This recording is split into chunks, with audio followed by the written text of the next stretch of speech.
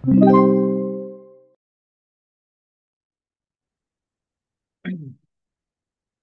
next problem. In 5 years, 1.8 million will be needed to pay for the building renovation. To generate this sum, a sinking fund consisting of three equal payments is established now. For tax purposes, no further payments will be made after 3 years. What payments are necessary if money is worth 15% per annum? So ano na naman to? Annuity na naman, no? So ang kwento sa problem,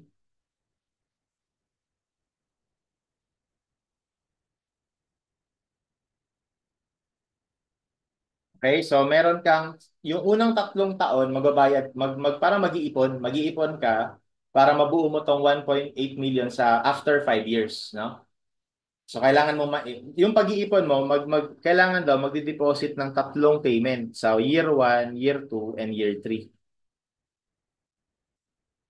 Tapos sa 4 at saka sa 5 wala na kasi to avoid taxes, no? So tinatanong sa atin, ano daw yung payments na yun? Or ano daw yung deposits na yun? Para pagdating dun sa dulo, makaka-withdraw ka na ng 1.8 million. Okay, so again, simple lang itong problem na to. Kailangan lang yung total nito lahat, no? Pagdating dito sa future, ay 1.8 million din. Okay, so paano yon? So annuity, so therefore, F is equal to A 1 plus I raised to N minus 1 over I. Pero ulitin ko lang, itong formulang to is yung future worth ng mga annuity dito sa dulo. Kung hanggang saan yung last payment mo. So meron ka pa ditong additional 2 years na i-increase na walang payment. No? So ibig sabihin, para makarating tayo doon sa 1.8 million,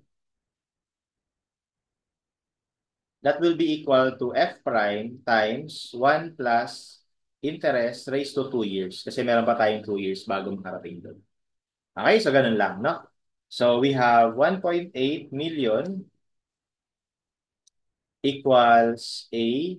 Lagyan na natin ang interest. Ang interest ay 15%, so 1.15 raised to, tatlo lang, yung annuity natin, no? Tatlo lang, ayan, 1, 2, 3. Minus 1 over 0.15.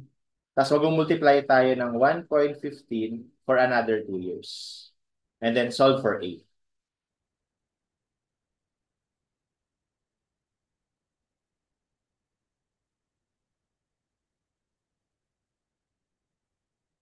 Cross multiply 0.15 divide 1.15 square divide 1.15 cube minus 1.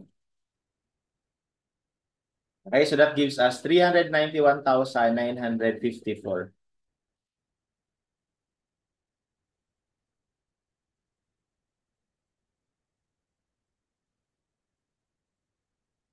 Okay, so letter B.